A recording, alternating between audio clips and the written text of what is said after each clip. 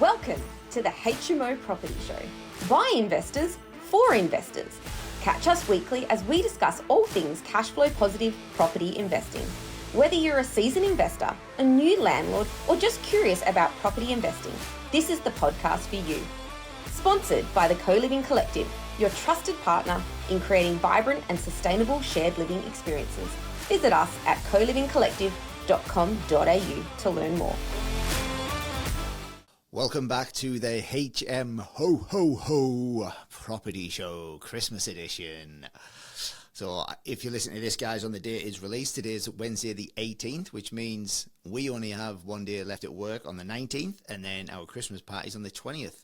And then my team and I are going to be taking off some well-deserved time to recharge and come back in 2025 for another massive year of delivering quality, affordable accommodation for the people of Perth, because we love what we do. So in today's edition, what I want to talk to you about is essentially what I do at the end of year and how I set myself up for the next year ahead. Now, I did something similar to this last year around this time of the year. There's a few little tweaks and a few little changes in this for some things that I've implemented this year and some things that I'm going to take out. But if you want to start 2025 with a bang, then I would start planning now or pretty soon. Because if you start planning on the 1st of January, when you wake up with a hangover, you're already losing, guys. You're already losing. Like, I'll be literally... We're going on holiday, Joe and I. It's my little boy's birthday, 28th of December. We're going on holiday on the 29th of December.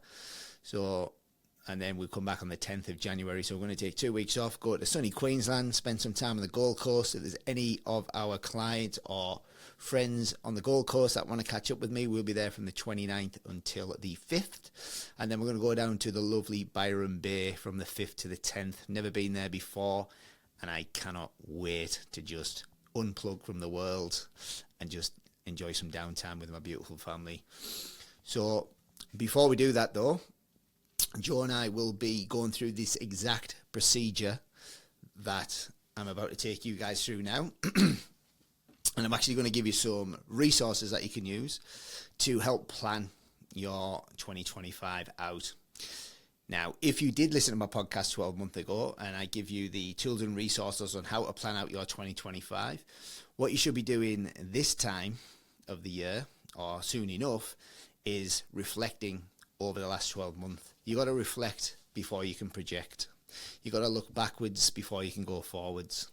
Because if you just keep setting goals, how do you know if you've achieved them? How do you know what's worked and what hasn't? And how do you know what was worth spending the time on and what isn't worth spending time on? So the phrase we like to use is reflect before you project, which means we get our goals out that we set at the start of 2024. And although I review my goals on a monthly basis, and that always ties back into my yearly goal, I like to look back over the goals that I set. Why did I set them? How impactful were them goals in my life? And have I achieved them? And if I didn't achieve them, why did I not achieve them?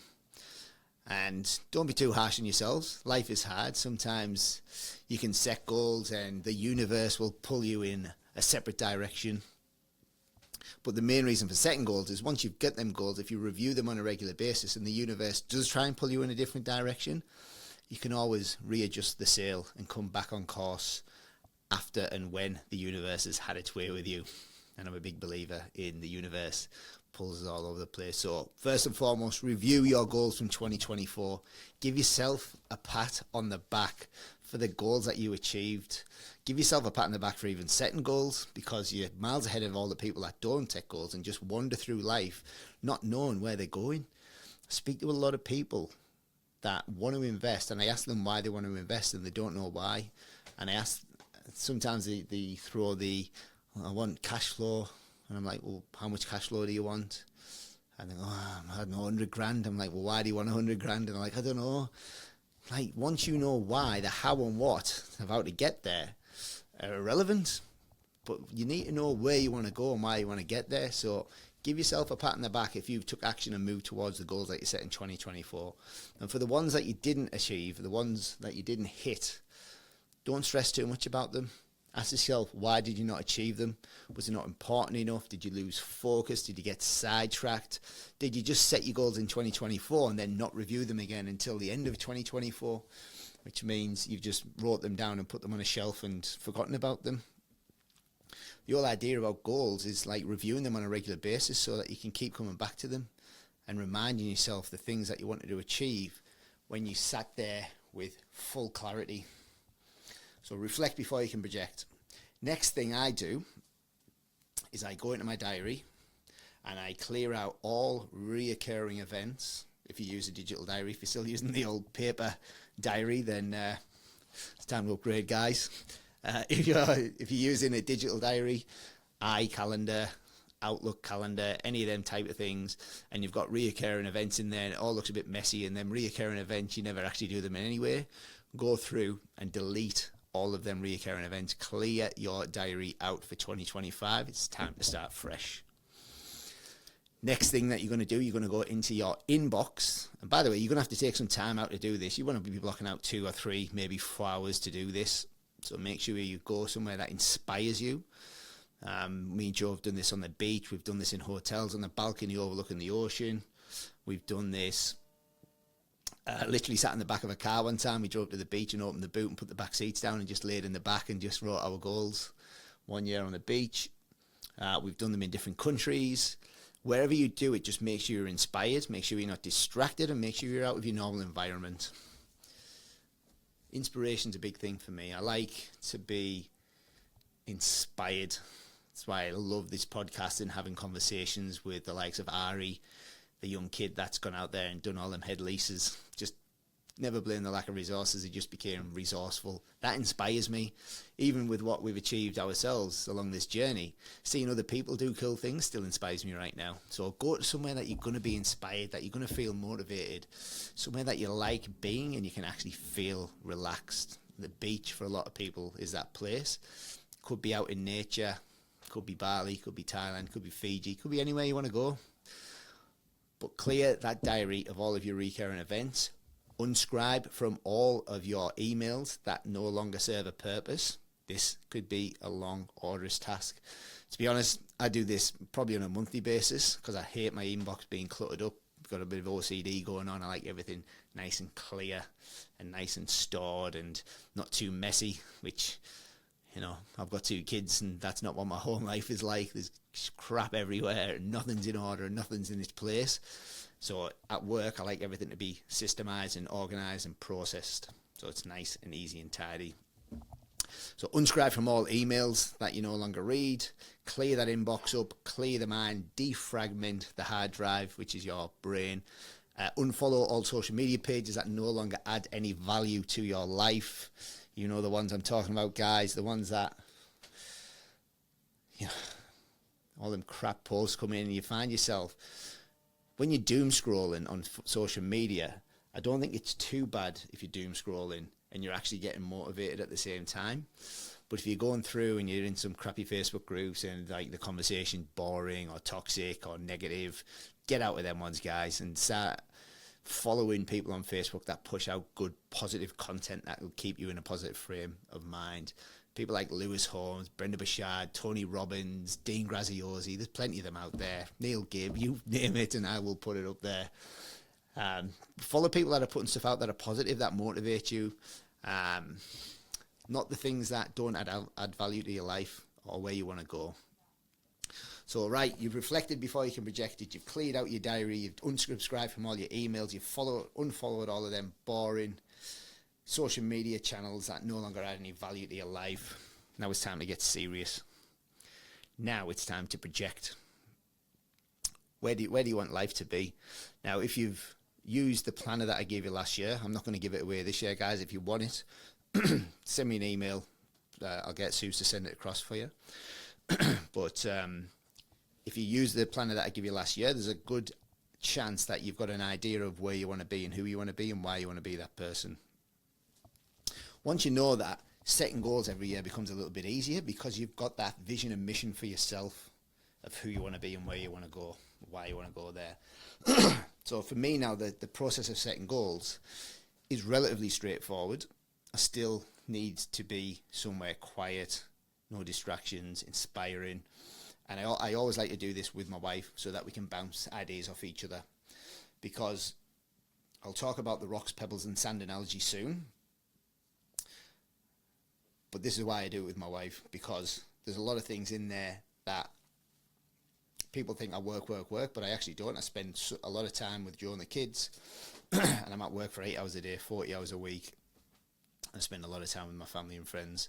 So first and foremost, there's 5 areas that you want to set personal goals in: health, financial, business and or property, family and relationships, and personal. And the personal can be treat yourself sort of stuff, materialistic stuff, any of that, watches, nice clothes, handbags, shoes, whatever you want to treat yourself to. However, there's a caveat to this. I only treat myself to that personal goal if I tick the other 4 goals off the list as well. So health, financial, business, property, family and relationships, and personal. Set a SMART goal for each one of them. Now, I know you've heard the SMART acronym many a times: specific, measurable, attainable, realistic, and timely. It works, right? I know it's cliche, I know it's cheesy, I know it's probably overused, but it works, right? But the way that we tie in our SMART goals is, once we've set that specific, measurable, attainable, realistic, and timely goal, we write it down as if the goal has already been achieved. So you might write a goal for 2025. The year is December the 13th, 2025. I've just looked in the mirror, and for the first time in my life, I can see my abs. I feel fantastic. My weight is 80 kilograms. I look to my wife, she admires my body, whatever. It can be any of this stuff, but just write it out as if it's already happened, because you need to convince yourself that it's achievable, and you need to attach emotion to each one of these goals. So when you're writing this out, think about how you're going to feel when you achieve that goal.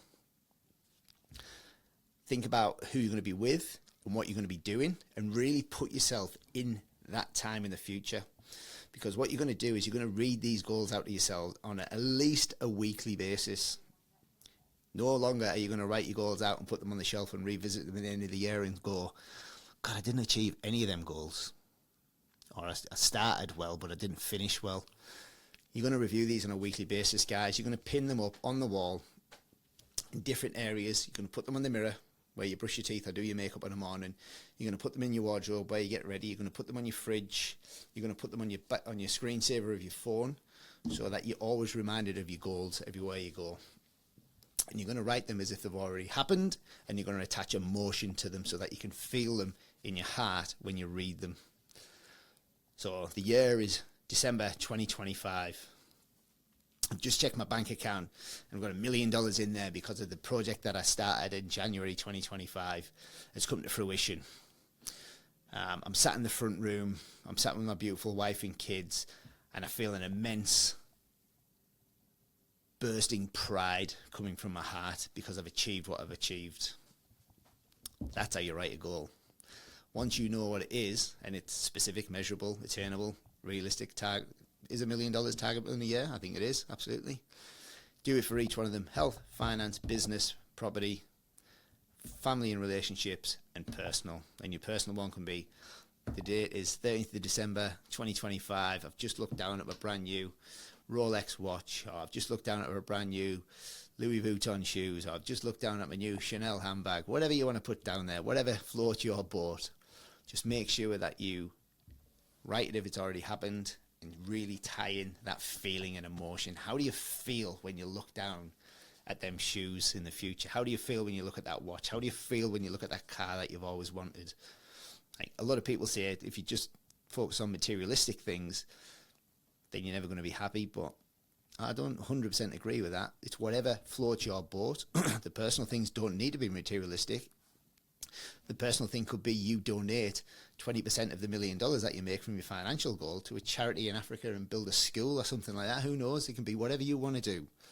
But whatever you want to do, make sure you feel it in your heart and how happy and proud you are when you achieve that goal. And lock in that feeling and feel that feeling every time you read that goal every week. And I recommend reading them on a Sunday afternoon, Sunday evening, when you're not at work, you're not rushing around, you've got time to sit down and lock that feeling back in again. So now you've got your goals. Fantastic. The next thing you want to do is plan out your year. And this is where the rocks, pebbles and sand analogy comes into it. Now, I might have done a podcast on this years ago, whether it was on the HMO Property Show or the Perth Entrepreneurs podcast. But this is essentially how I run my diary in my life to make sure that my wife and kids know that they're the most important thing in my life. So I'll sit down, and what we've got at the minute is something called a big ass calendar. I haven't got it with me because it's at home at the minute, but the big ass calendar is exactly what it says on the tin. This big ass calendar with all of the months on there, left to right, 1st to the 31st, or whatever, however days are in that month. And you can put things in that diary.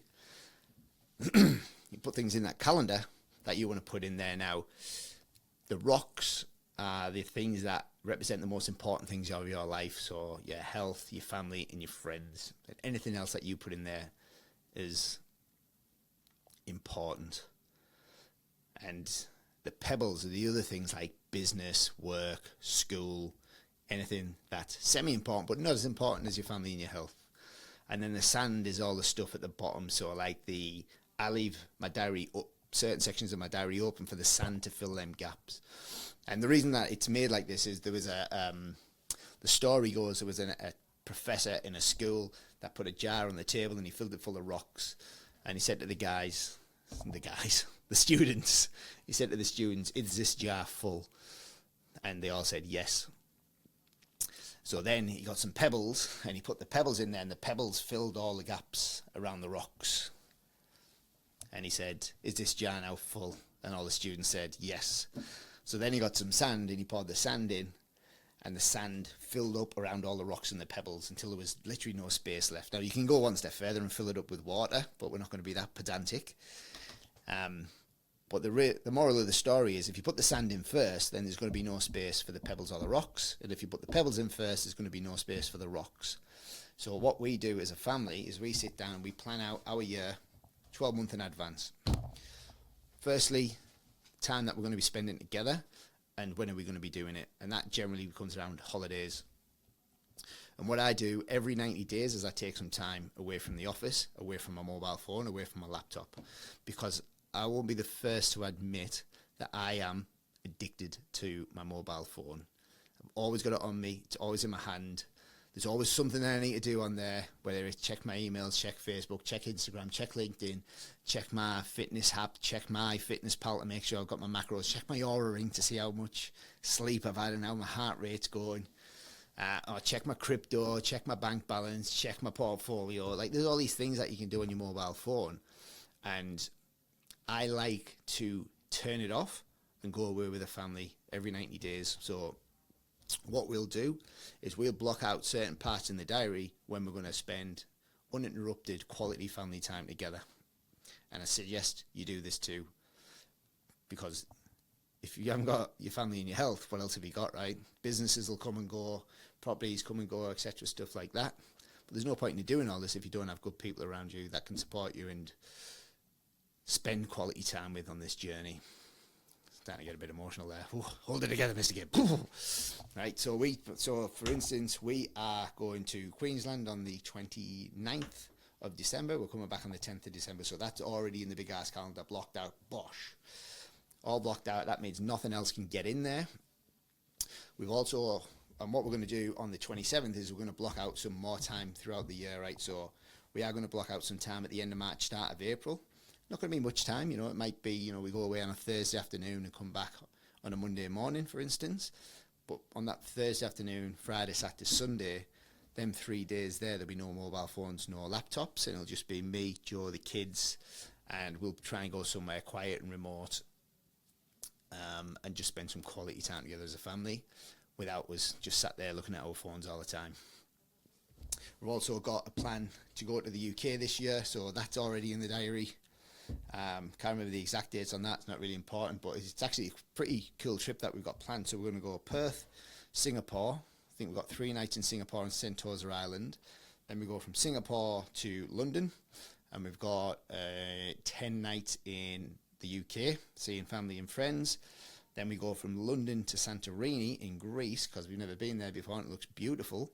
And then we're going from Santorini, we're staying there for 5 nights. Then we go to Dubai for 5 nights, and then we fly back to Perth. So I think that trip all up is like 3.5 weeks. And then what we're also going to block out in the diary is around October, November time, we'll block out again another long weekend, so that we're taking time off away from work, etc., etc. Now, that's just the holiday side of things, right? So what else do we need to put in there? Date night. Men, if you listen to this, make your woman feel like the most important thing on the planet, because she is.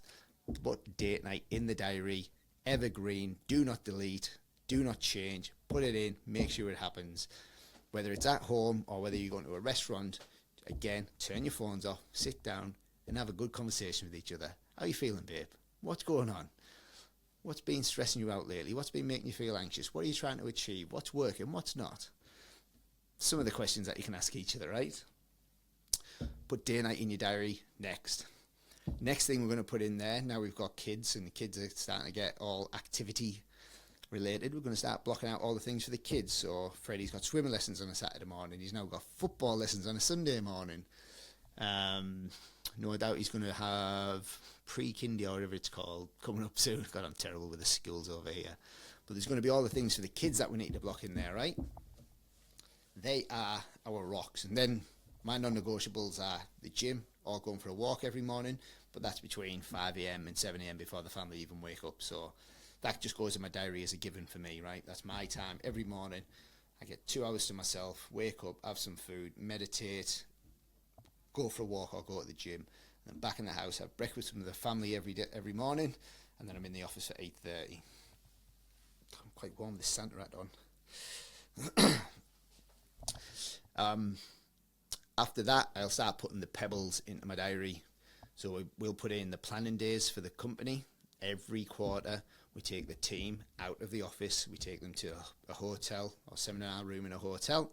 And again, we reflect before we project. This year, we're doing it. Next year, 16th of January, we are going to the Quest Hotel in South Perth, and we're going to reflect over 2024. What did we do well? What didn't we do well? What's our strengths, weaknesses? What's trending out there? What do we need to do? How can we improve? What can we do better for our clients? What can we do better to be better people? These are the things we talk about in our planning day. And then we set an action plan for the next 90 days. And then we'll be back in the hotel room again at the start of April. So every 90 days, we call it our 90-day sprint. We set goals for the 90-day sprint, which tie into our 12-month goals, which tie into our 10-year goals, which is deliver 10,000 rooms to the market by 2031. Sounds hectic, right? But honestly, this structure will give you incredible results in your life, right? And as an entrepreneur, you think that structure and routine like this is the bane of things because you want to be an entrepreneur, so you've got flexibility to time and freedom. But what I found is when I didn't have structure in my life, I actually had less time and freedom in my life because I was just running around doing all these crap things that weren't really of any value to me. So once I started putting this structure in place, my home life runs well, my business life runs well, my health is good, and it gives you a system to fall back on when the universe tries to pull you around into the directions that it wants to at times. So booking our planning days, booking anything else that's work related. I'll start booking in my daily huddles, I'll start booking in my weekly meetings and stuff like that. And by this time, my diary or calendar is starting to look a little bit crowded. And then the free spaces that are left in that diary are the spaces that I leave in there for client meetings, investor meetings, anything like that, just ad hoc sort of meetings. I normally block out my diary in the morning between 9 and 11. So I've got 2 hours of uninterrupted focus time where no one can book anything in my diary between Tuesday and Friday. And then I have my lunch at 12, and then from 12 onwards, that's when people can book stuff in my diary. It doesn't leave much space, but it leaves enough for me to have boundaries so that my time is protected so I can do the things that I need to do. And that way people understand when I'm available as well, so that they can come and approach me for the things that they need help with. So there you go, guys. That is how to plan out your 2025. Lots of information there, and I skimmed through it. So I'll give you it back again. Block out 3 to 4 hours between now and the start of the year, and reflect before you project. Review what happened in 2024. Give yourself a pat on the back for the things that you're proud of, and ask yourself why you didn't achieve the goals that you didn't achieve. You might notice some patterns coming up. I'll give you a story on this, right? So what I also do, which I haven't told you here, is I've got a list of values that I want to live by every year. And there's 10 values on that list. And what I do every year, I reorganize them in the order that I want them to be more important, and I focus on the top 3 for that year. So this year, my 3 goals were health, family, and wealth. Wealth/growth. Growth of wealth. So health, family, wealth. I put health top because without health, then I've got nothing else, right? If I'm not healthy, I can't be the father for my child, the husband for my wife, the leader for my team, the person that my clients expect me to be. So I put my health at the very top, right? And I put 2024 as the year of abs. And there's a reason why I mentioned that in the health goal that I mentioned earlier. What I've noticed is I'll set all these goals at the start of January, and then I'll normally get to April, and my health goal starts to deteriorate or starts to not get focused on because I was so strict with it that I'd strip all of the good things out of my health goal, like alcohol, sugar, all the stuff that I actually like, right? So I started getting to April, and I seen myself dropping some of my health goals, not hitting that target specifically. And at the start of the year, I wrote 2024, the year of abs, because I was like, this year I'm going to lose enough body fat so I can see my abs. And in April, there's a bit of a backstory to this. I don't know if I've got time to tell you. 26 minutes. Yeah, come on, I'll tell you. So in April, I thought to myself, why do I always run out of steam in April? And I thought there was something wrong with me. So I said, I'm going to go see the doctor. I'm going to go get some blood tests. Men, if you are age over 35, especially over 40, I recommend going out there and getting some blood tests from a doctor and just tell them you want a full health check, because prevention is better than the cure. If you find something early enough, you can potentially prevent it from escalating as something very, very serious, right? If you take anything from this podcast today, please go get your blood checked and get it reviewed by a doctor that knows what they're doing. So I did this, and my doctor said, "Man, everything's looking pretty good. Your cholesterol's on the high side, but nothing too much to worry about." And I stupidly said, "Oh, mate, that's nothing. You should have seen it before." And he goes, "What do you mean?" I said, "Well, I had really high cholesterol from like 2013 to like 2017. I said, when I went to work in Papua New Guinea, they nearly didn't let me go on the trip to the site because my cholesterol was so high." And he goes, "Oh, that's interesting. Have you got any of the historical blood results?" And I said, "Yeah, I do actually." So I sent them through, and he was like, "Jesus, these are high." He said, "Would you be open to getting a chest scan just to make sure none of your arteries are clogged? Because there could be some problems there." And I said, "Mate, I'm here. You're the expert. You tell me what you need me to do, doc."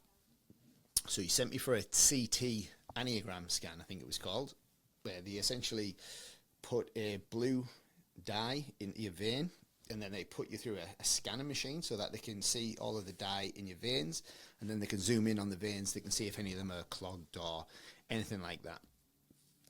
And what we found is one of my arteries coming off my left ventricle, I think it was called. I can't remember now. This was a while ago. I'm going to take my hat off. Right out. The left ventricle of my artery had a calcium buildup, which was starting to turn into plaque, or was a plaque buildup starting to calcify. That sounds about right. Which means that the artery was starting to thin, which is how people start to have heart attacks, right? Now, on the outside, I looked and felt healthy.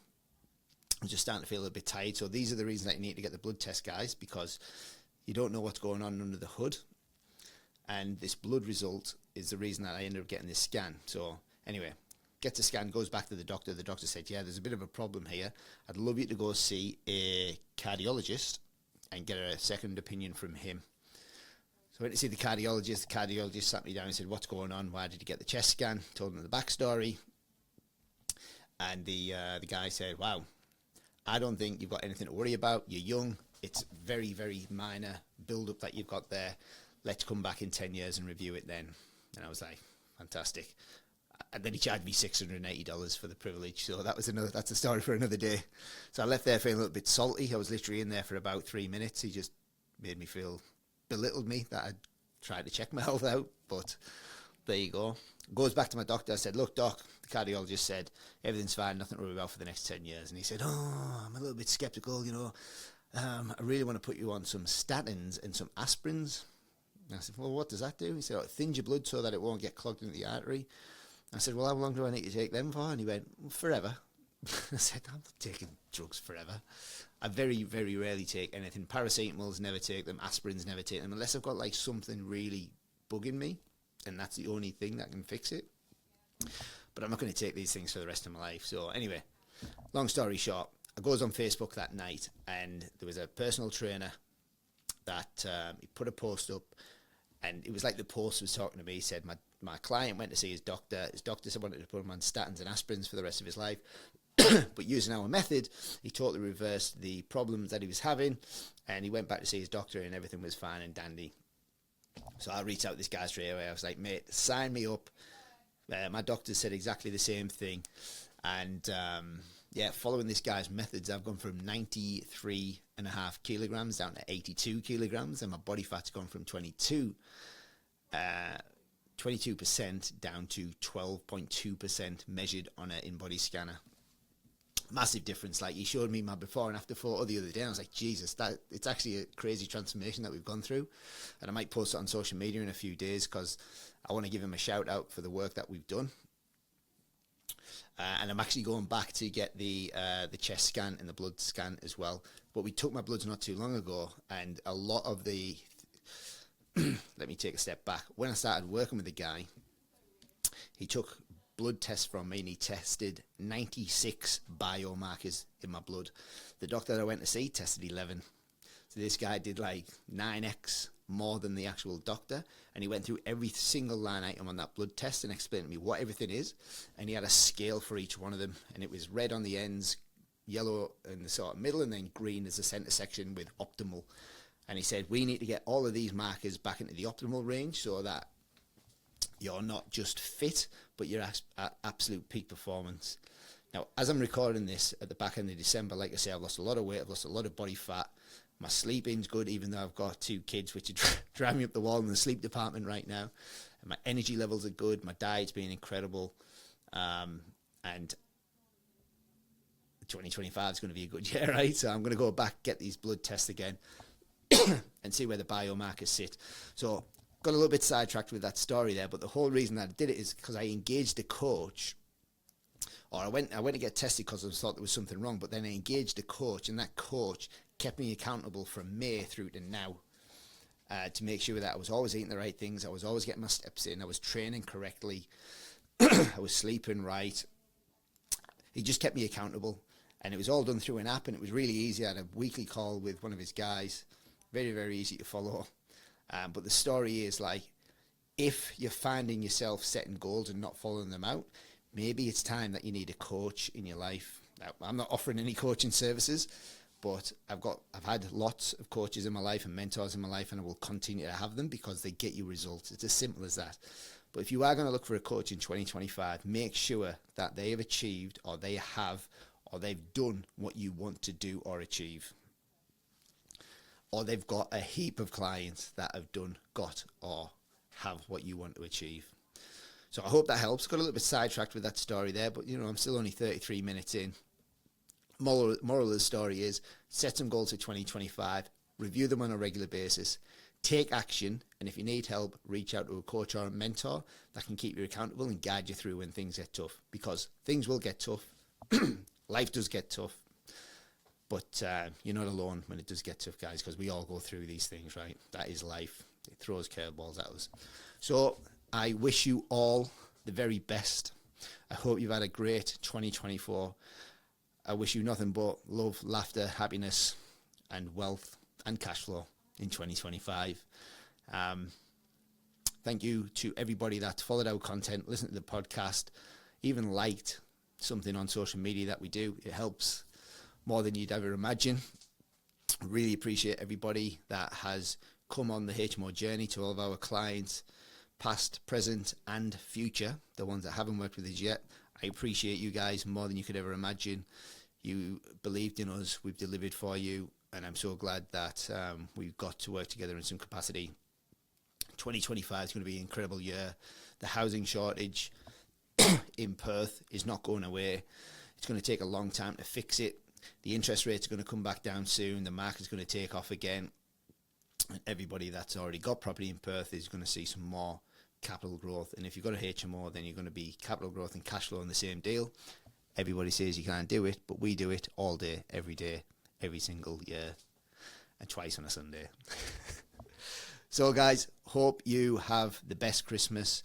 Hope you have nothing but good times and good vibes in 2025.